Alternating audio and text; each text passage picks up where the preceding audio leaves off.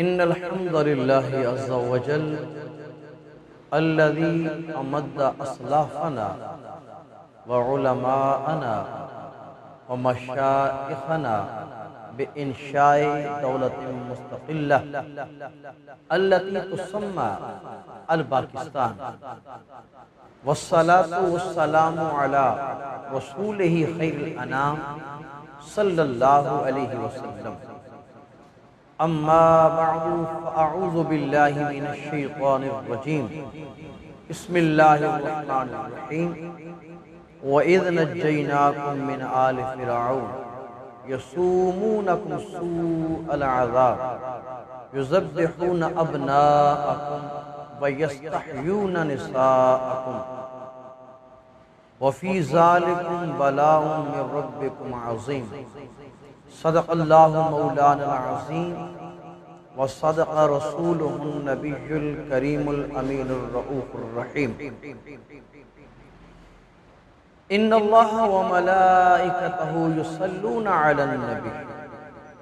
يا أيها الذين آمنوا صلوا عليه وسلموا تسليما. اللهم صل على سيدنا ومولانا محمد وعلى آله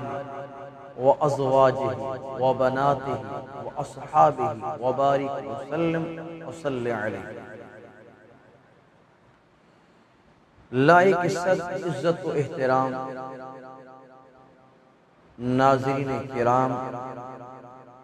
کچھ عرصے کے بعد میری اور آپ کی ملاقات کا سلسلہ دوبارہ شروع ہو چکا ہے، اور انشاءاللہ العزیز بنارین مصطفیٰ صلی اللہ علیہ وسلم دینی پروگرامز کے حوالے سے، اسلامک پروگرامز کے حوالے سے ہماری ملاقاتوں کا یہ سلسلہ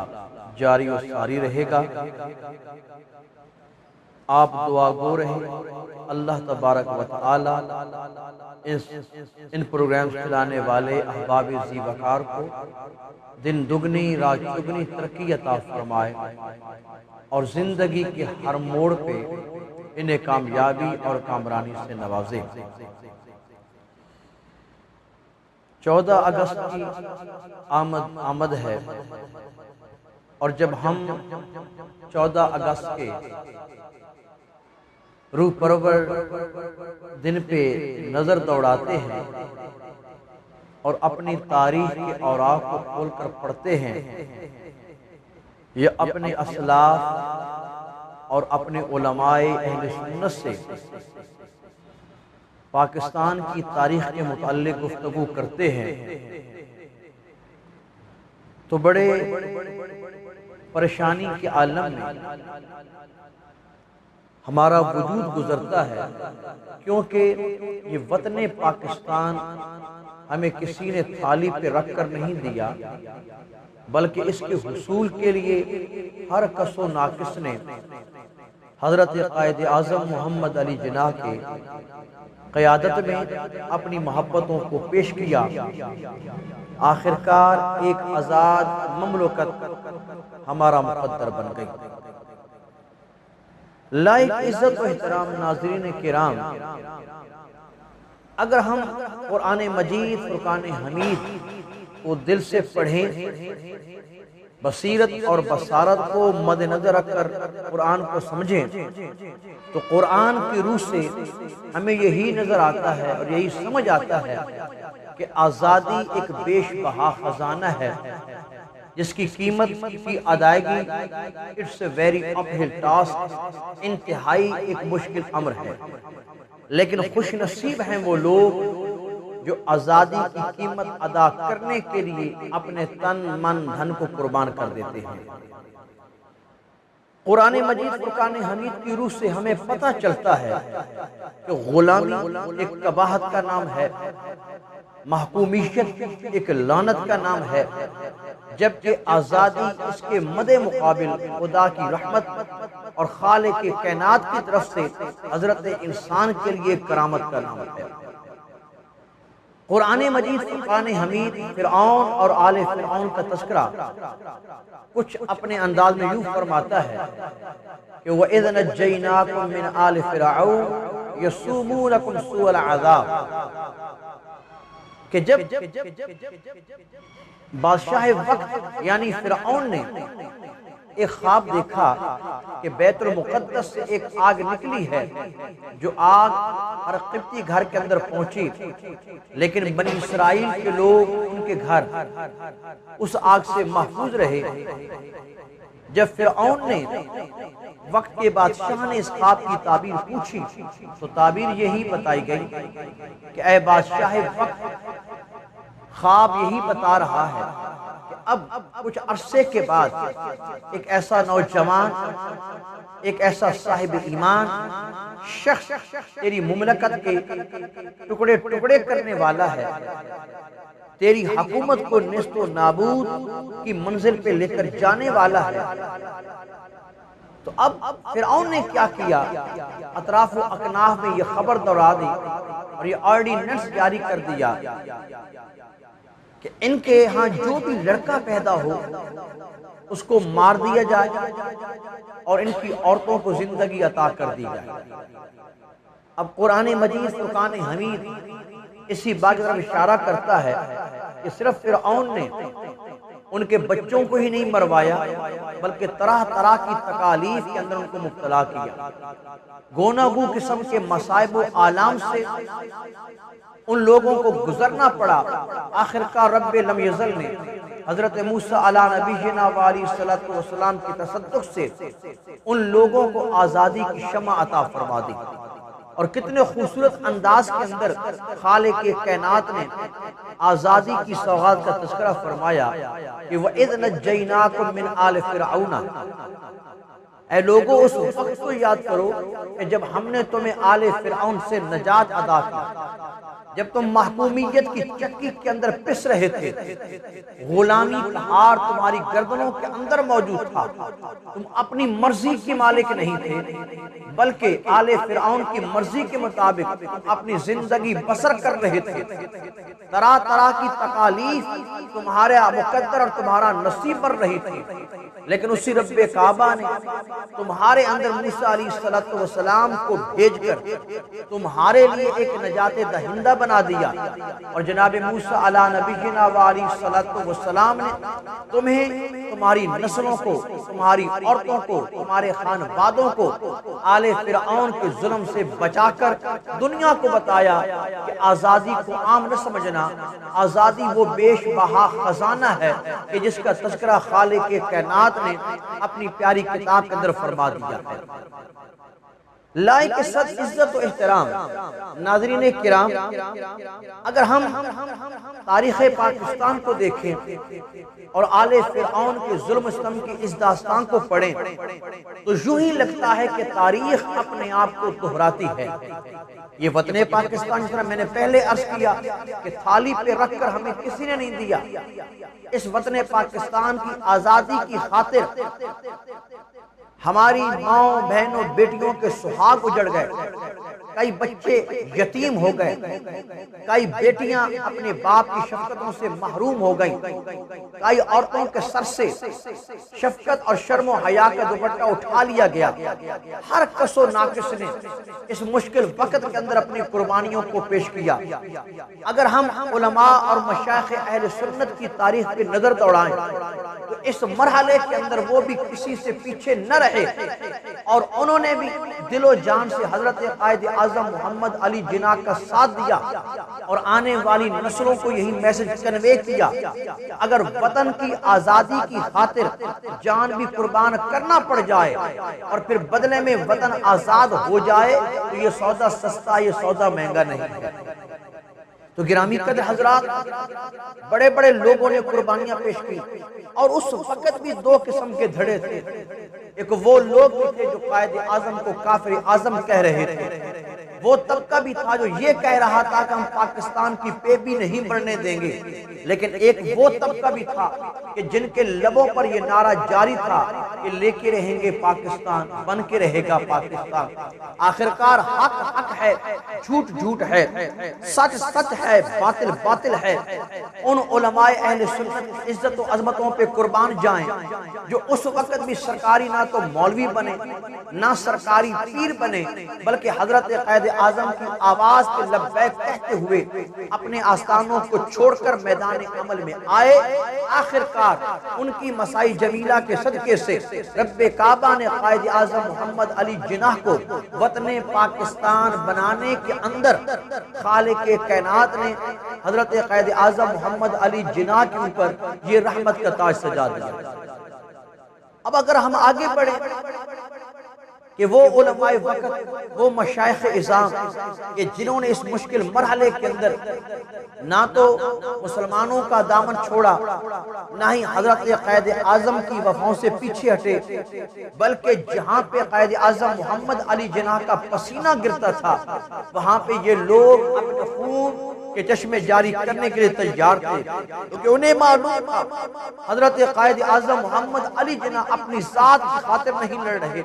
یہ وہ کیس ہے جو مسلمانان ہند کا ہے۔ اگر یہ بندہ کیس جیت گیا تو پھر یہ لوگ آزاد ہو جائیں گے، آرام و سکون کے ساتھ اپنے ملک میں رہ کر اللہ کے حضور جبین عقیدت کو خم کر دیں گے، اور خالق کائنات کے احکام پر عمل کرنے میں انہیں کسی قسم کی دقت کا سامنا نہیں کرنا پڑے گا، بلکہ آسانی ان کا مقدر بن جائے گی۔ فرسٹ آف آل اگر ہم دیکھیں پیر سید جماعت علی شاہ صاحب جو صرف وقت کے پیر ہی نہیں تھے بلکہ محدث علی پور بھی تھے، یعنی وقت کے بہت بڑے عالم دین، ان کے پاس علم کی دولت بھی تھی، ان کے پاس عمل کی دولت بھی تھی، جو صرف نام نہاد پیر بن کر انہوں نے صرف دم دروس سے کام نہیں چلایا، اگر وطن کو ان کی ضرورت پڑی وہ خود بھی میدان عمل میں آئے، اپنی نسل کو بھی آگے رکھا اور اپنے مریدین کو بھی یہی حکم دیا کہ کبھی بھی وطن کی آزادی کی خاطر پیچھے مت ہٹنا، اگر جان جاتی ہے تو چلی جائے لیکن آزادی کے حصول کی خاطر اپنے آپ کو پیچھے نہ رکھنا۔ جب 1929 کے اندر کانگریس وزارت کا خاتمہ ہوا تو حضرت قائد اعظم محمد علی جناح کے حکم کے مطابق یوم نجات منایا گیا، تو سیالکوٹ کی سرزمین پہ پیر طریقت رہبر شریعت نواز اثر پیر سید جماعت علی شاہ صاحب محدث علی پوری، انہوں نے بھی قائد اعظم محمد علی جناح کے ایمان پر سیالکوٹ کی سرزمین علی پور سیدہ کے اندر بہت بڑے جلسے کا اہتمام کیا، اور جب آپ مائک پہ تشریف لائے تو آپ کے الفاظ گفتگو کیا تھے؟ آپ کے منہ سے گفتگو نہیں نکل رہی تھی بلکہ آپ کے منہ سے مدینہ منورہ کی خوشبو آ رہی تھی۔ آپ نے خوبصورت انداز کے اندر آ کر اپنے مریدین کو کیا سبق پڑھایا اور مریدین کے سینوں کے اندر وطن کی آزادی کی خاطر وہ انقلاب برپا کر دیا کہ نتیجے کے طور پر رب کعبہ نے آخرکار اس قوم کو وطن پاکستان آزاد عطا فرما دیا۔ عزت و احترام کے لائق سامعین مکرم، آپ نے بڑی پیاری بات کی، اپنے مریدین سے پوچھا، پنڈال میں موجود لوگوں سے پوچھا کہ جھنڈے دو ہیں، ایک جھنڈا کفر کا ہے، ایک جھنڈا اسلام کا ہے، اگر کوئی بندہ کفر کے جھنڈے کی چھاؤں کے نیچے کھڑا ہو جائے اور اس کے بعد وہ مر جائے تو کیا اس کی نماز جنازہ پڑھو گے؟ سارے مجمع سے یہی آواز آئی کہ ہم اس کی نماز جنازہ نہیں ادا کریں گے۔ پھر آپ نے پوچھا اگر وہی بندہ اس کو قبرستان میں دفن کرنا پڑ جائے تو کیا اپنے ہاتھوں سے دفن کرو گے؟ مجمع کے اندر موجود افراد نے کیا جواب دیا کہ ہم اس کے دفن کرنے سے بھی گریز کریں گے۔ گویا وہاں پہ بیٹھنے والے لوگوں کا یہ محبت بڑا ذوق تھا کہ جو مسلم جھنڈے کے نیچے نہیں ہے، یہ مسلم لیگ کے جھنڈے کے نیچے نہیں ہے، نہ تو اس کے ساتھ ہمارا مرنا ہے، نہ اس کے ساتھ ہمارا جینا ہے، نہ ہم اس کی نماز جنازہ کے اندر شرکت کریں گے اور نہ ہی ہم اس کو اپنے قبرستان کے اندر دفن ہونے دیں گے۔ اس لیے کہ اس کو اگر موت آئی ہے تو کفر کے جھنڈے کے نیچے آئی ہے۔ پھر پیر جماعت شاہ صاحب کیا فرماتے ہیں کہ دوسرا جھنڈا ایمان کا ہے، دوسرا جھنڈا مسلم لیگ کا ہے۔ اے میرے مریدین، اگر موت بھی آ جائے اسی جھنڈے کے نیچے موت کی سوغات کو قبول کر لینا۔ آپ کے کہنے کا مقصد یہ تھا کہ آج جو بھی مسلم لیگ کا ساتھ دے گا وہ عام نہیں رہے گا، وہ دنیا کے اندر بھی سنور جائے گا اور بروز حشر بھی خالق کائنات اس مرد کلندر کو سرکار کی شفاعت کا حقدار بنا دیں گے۔ گرامی قدر حضرات، آپ اندازہ تو کریں کہ پیر سید جماعت علی شاہ صاحب کہ جنہوں نے اپنے صرف مریدوں سے پیسے نہیں بٹورے بلکہ ان کو یہی بتایا کہ اگر وطن کی عزت پہ اگر حرف آتا ہے تو پھر پیچھے مڑ کر نہیں دیکھنا بلکہ اپنی عزتوں کو بھی قربان کرنا ہے، اپنی جانوں کو بھی قربان کرنا ہے، کیونکہ ہم بعد میں ہیں اور آزادی پہلے ہے۔ اگر تھوڑا سا ہم اور آگے بڑھیں، مولانا محمد بخش مسلم بی اے، بہت بڑے مذہبی سقالر، بہت بڑے عالم دین، آپ کے متعلق آتا ہے کہ جب حضرت قائد اعظم محمد علی جناح نے آپ کی یہ ڈیوٹی لگائی کہ کاٹھیا واڑ کے علاقے سے ہمیں رقم چاہیے، کیونکہ انہوں نے ایک اخبار کو شائع کرنا تھا اور وہ اخبار روزنامہ ڈان تھا، اور ڈان کا معنی وہ نہیں جو ہم عرف عام کے اندر لیتے ہیں، ڈان صبح کو کہا جاتا ہے، اٹس ڈان صبح ہو گئی، یہ اکثر محاورہ بولا جاتا ہے۔ تو روزنامہ ڈان کے حوالے سے آپ نے رقم کا مطالبہ کیا، علماء ذی وقار کی عظمتوں پہ قربان جائیں، ان تمام علماء ذی وقار جو اس وقت کے سرکاری مولوی نہیں تھے بلکہ حقیقت میں حسنین کے نانا کے ٹکڑوں پہ پلنے والے تھے، انہوں نے قائد اعظم محمد علی جناح کو چندہ مانگنے سے منع کر دیا کہ یہ کام آپ نہیں کریں گے، یہ کب ہم کریں گے۔ اب ہوتا یہ ہے کہ اس اخبار کے 3 لاکھ روپے کی رقم چاہیے تھی۔ کاٹھیا واڑ کا وہ علاقہ جہاں کے مسلمان امیر تھے، ہندو غریب تھے،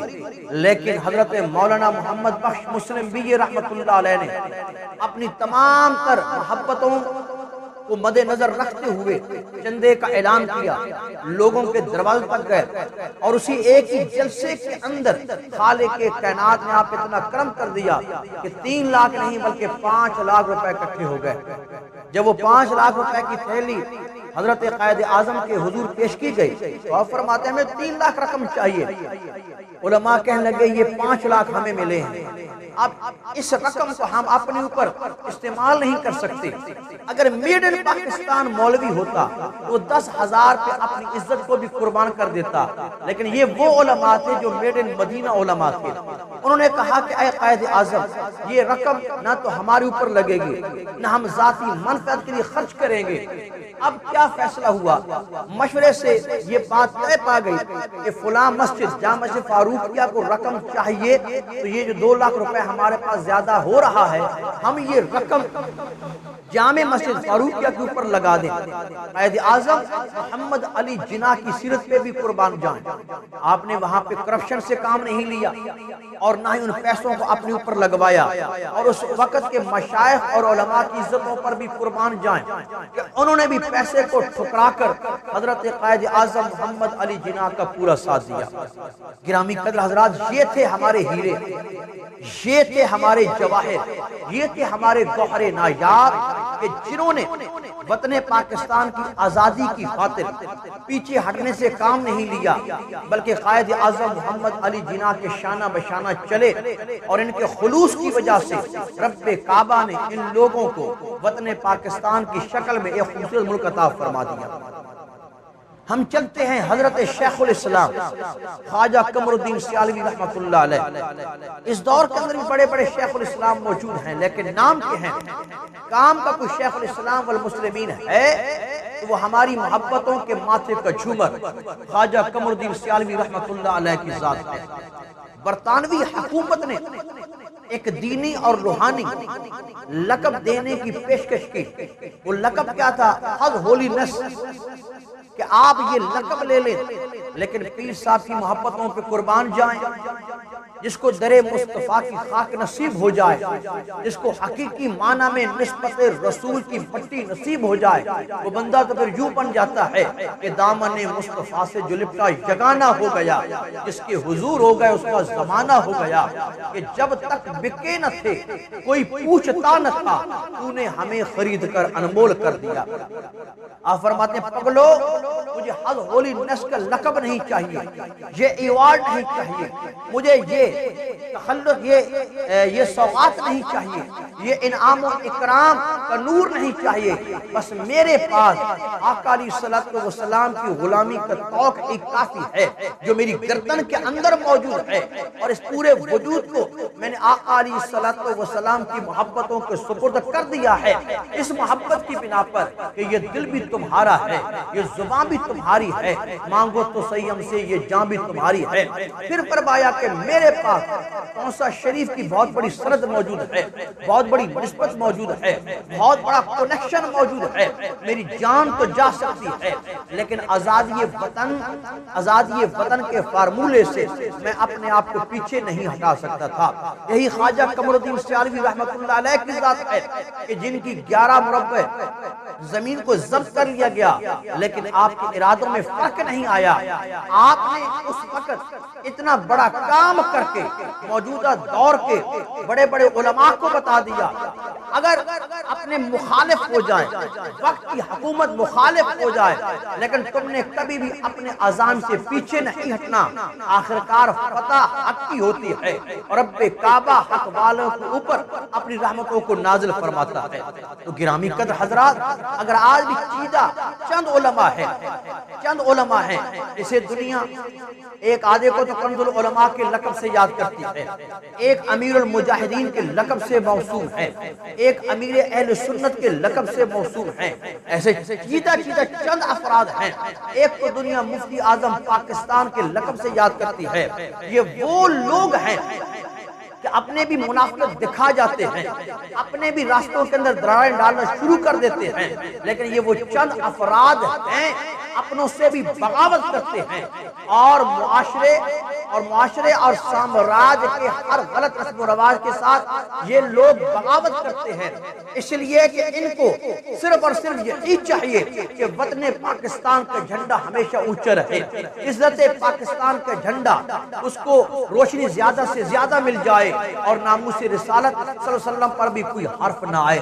گرامی قدر حضرات، ہمیں ضرورت ہے اٹس نیڈ آف ٹائم کہ ہم ایسے لوگوں کے ساتھ بیٹھیں، ایسے لوگوں کے شانہ بشانہ چلیں جو اپنی ذات کا مقدمہ نہیں لڑ رہے یا وطن پاکستان کی عزت کا مقدمہ لڑ رہے ہیں یا عزت رسول کا مقدمہ لڑ رہے ہیں۔ تو گرامی قدر حضرات، یہ چند باتیں میں نے آپ کے سامنے پیش کی مشائخ اہل سنت کی، علماء اہل سنت کی۔ اب آخری بات میں آپ کے سامنے ضروری کرنا سمجھتا ہوں، کہنے والے کہہ دیتے ہیں کہ جس کا نام محمد یا علی ہے وہ کسی شے کا مختار نہیں، وہ ہیلپ لیس ہے، لیکن اگر ہم تاریخ کو پڑھیں تو ہمارا ایمان تازہ ہو جائے کہ جس کا نام محمد علی ہو یا محمد ہو یا علی ہو اور اس کا سچا رشتہ میرے نبی کی ذات سے بن جائے، رب کعبہ اسے بھی صاحب اختیار بنا دیتا ہے، رب کعبہ اسے بھی پاورفل بنا دیتا ہے، رب کعبہ اسے بھی بڑے بڑے کام کرا لیتا ہے۔ اب دیکھیں تو صحیح، اسی تخلیق پاکستان کے مفروضے کو دیکھ لیں، اسی پاکستان قیام کی حقیقت کو دیکھ لیں۔ قائد اعظم ایک بار برے صغیر پاک و ہند میں آئے، پھر بیزار ہو کر ناراض ہو کر پھر چلے گئے، مقدر کا ستارہ چمکا، یہ وہ محمد علی جناح ہے جو روزانہ کی بیس پہ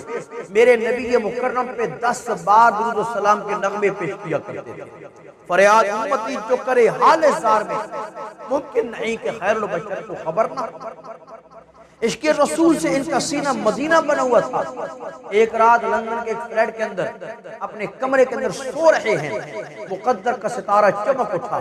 ایک بھینی تر و تازہ جو خوشبو کو محسوس کیا تو حضرت قائد اعظم محمد علی جناح اپنی نیند سے بیدار ہو گئے، اٹھ کر کمرے کے اندر کہنے لگے کہ یہ خوشبو کہاں سے آ رہی ہے؟ جب آپ کے شعور نے آپ کو احساس دلایا کہ یہ خوشبو فلان جگہ سے آ رہی ہے تو آپ نے محبت بھرے انداز میں پوچھا Who are you؟ اے خوشبو بکھیرنے والو تم کون ہو؟ تم کون ہو؟ تو جواب یہی ملا I am the your prophet peace be upon him۔ اے محمد علی جناح میں کوئی اور نہیں ہوں، میں تمہارا پیارا پیغمبر حضرت محمد مصطفیٰ صلی اللہ علیہ وسلم کی ذات اطہر ہوں۔ گرامی قدر حضرات، آپ نے عرض کی پیارے میرے لائق کیا حکم ہے، میں کیا خدمت آپ کی کر سکتا ہوں؟ آقا علیہ السلام کیا فرماتے ہیں؟ پیارے don't worry at all I am with you۔ تم ایسا کرو اغیار کی سرزمین کو چھوڑ کر برے صغیر پاک و ہند کے اندر چلے جاؤ، وہاں پر میرے کلمہ پڑھنے والے تیرے راستے کو تک رہے ہیں، تیری محبتوں کی خیرات لینے کے لیے وہ تیری جستجو کے اندر لگے ہوئے ہیں۔ اے محمد علی جناح، اغیار کی سرزمین کو چھوڑ کر تو برے صغیر پاک و ہند میں پہنچ، اور گھبرانا نہیں ہے، تیرا کوئی اور ساتھ دے یا نہ دے، حسنین کا نانا، نجر تابہ، تتمہ دور زمان، کشتی ملت کے ناخدا، احمد مجتبیٰ محمد مصطفیٰ صلی اللہ علیہ وسلم تمہارا ساتھ دیں گے۔ یہ بشارت کس نے سنائی ہے؟ اللہ کے نبی نے سنائی ہے، اور کس کو سنائی ہے؟ حضرت قائد اعظم محمد علی جناح کو سنائی ہے، اور سرکار نے یہ گارنٹی بھی دے دی کہ you will succeed in your mission انشاءاللہ۔ اے محمد علی جناح، گھبرانا نہیں ہے، انشاءاللہ میرے رب کعبہ تمہیں اپنے مشن کے اندر، اپنے منصوبے کے اندر، اپنے لائے عمل کے اندر کامیابی اور کامرانی عطا فرمائے۔ گرامی کا آپ دیکھ لیں،